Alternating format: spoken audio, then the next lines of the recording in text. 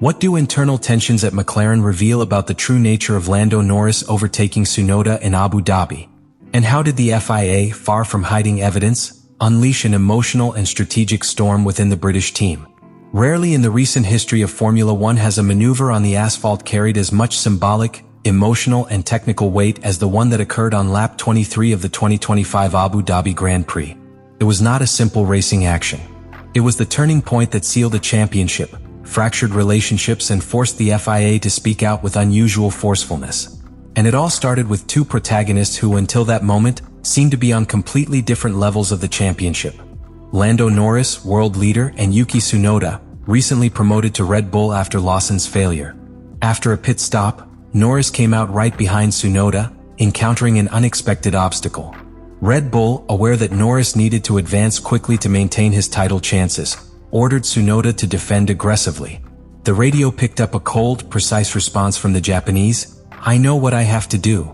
In that phrase were concentrated not only the strategic instructions of a team, but also the tension that had already been accumulating since free practice, where both drivers had a first encounter.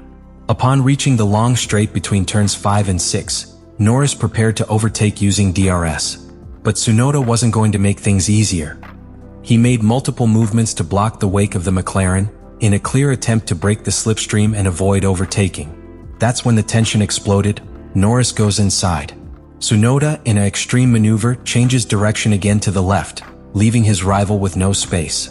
In milliseconds, the McLaren driver makes a critical decision. Keep the pedal to the metal, even if it means going completely off the track. And so he did.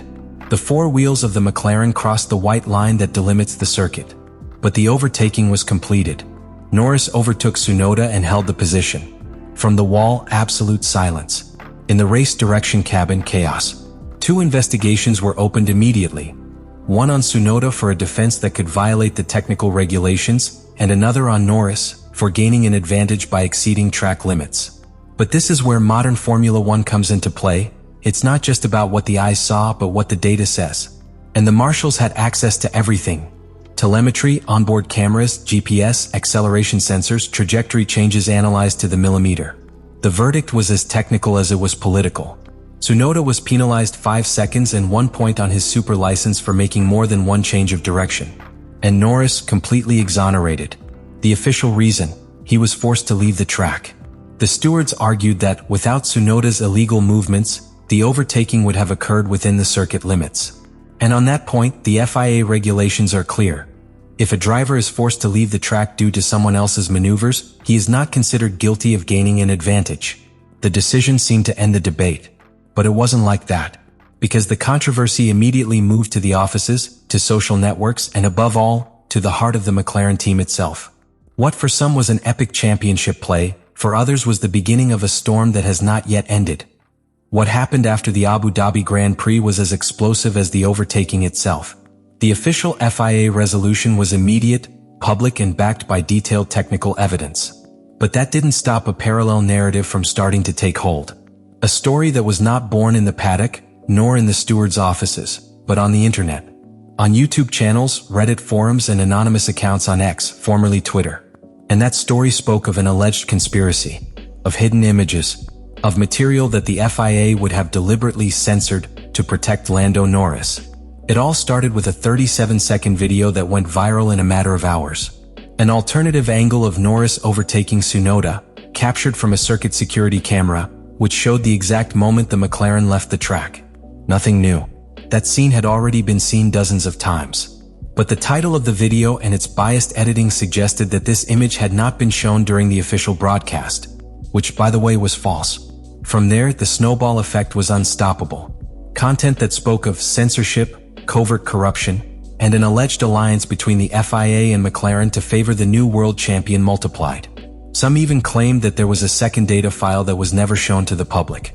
Others claimed to have seen screenshots of an internal FIA email asking to tone down the media coverage of the incident.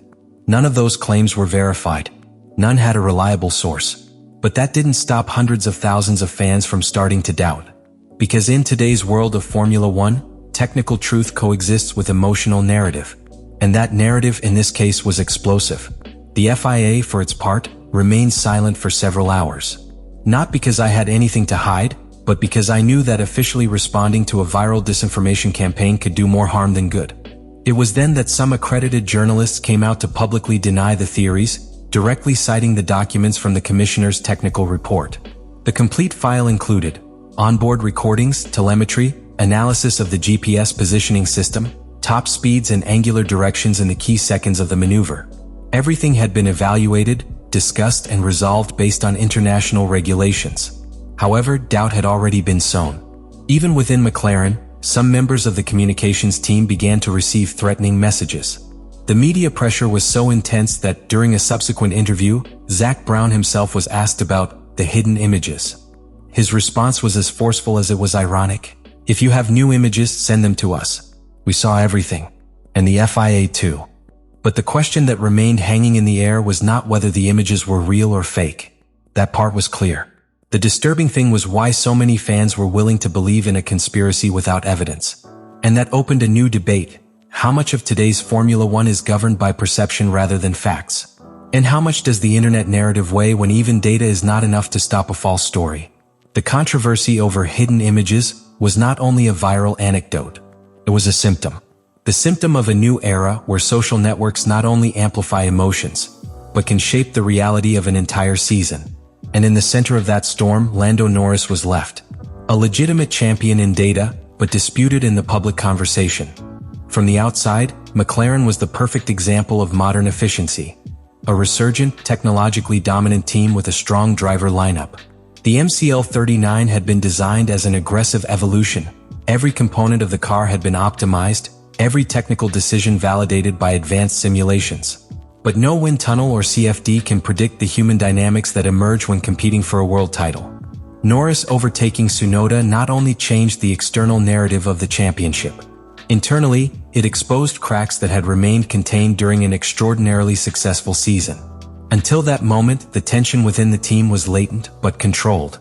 However, after Abu Dhabi, something broke. In the days following the incident, several technical meetings were held behind closed doors within the Woking Operations Center. Not to review the legality of the maneuver that had already been resolved, but to manage the collateral impact. There were heated discussions between members of the strategy, aerodynamics, and communications department. Some argued that McLaren should issue an additional statement reinforcing its support for Norris, while others warned that this would only fuel the fire of controversy. The dilemma was not legal. It was reputational. Team leader Andrea Stella took a more diplomatic stance. In his public words, he avoided aggressive statements. His message was institutional: respect for the FIA process, trust in the analysis of the data. But behind closed doors, his tone was more severe. He asked that the internal communication protocols in the race be reviewed. He insisted that tactical clarity must be absolute in moments of extreme pressure. What he was actually saying, without saying it, was that the team could not afford another incident where public perception became a strategic risk. The reaction of Zak Brown, CEO of McLaren Racing, was more frontal. He publicly defended Norris and called Tsunoda's move dangerous and irresponsible. But his emphasis was not only technical, it was political. Brown understood that, in the media power game, every second counts. Each silence is interpreted. And each statement becomes a message to the paddock, the sponsors, and the global fans. The tension also reached the pilots themselves. Oscar Piastri, who had had a solid performance during the season and a key role in the fight for constructors, was asked by the media about the incident. His response was neutral but ambiguous. "I don't know if I would have made that overtake anyway, but the important thing is that we won the championship." The phrase generated diverse interpretations. Some saw it as a team gesture, others as a veiled criticism. Internally, the relationship between Norris and Piastri was not one of open conflict, but one of silent competition. Piastri had accepted his role as second tactical pilot, but not as passive squire. During the Australian GP, for example, he followed orders to maintain position despite having the pace to attack. That tactical loyalty when Abu Dhabi arrived began to show wear and tear, especially when the controversy placed Norris at the center of a media hurricane, while Piastri, despite his results, remained in the shadows. Even some engineers began to question the way McLaren handled the weight of leadership internally. Will Joseph, Norris race engineer, acknowledged behind the scenes that the team needed to review its decision-making procedures in real time. The Abu Dhabi maneuver was a success in terms of result. But he also explained that not everyone within McLaren shared the same reading about what it means to compete fairly under pressure. Norris' passing of Tsunoda was the catalyst. But what the Abu Dhabi Grand Prix revealed is not summed up in that single maneuver. What was really revealed was McLaren's internal structure. Their strengths, their weaknesses, and above all, the way a team behaves when it is on the verge of glory and on the verge of reputational collapse. Let me know in the comments what you think about all this.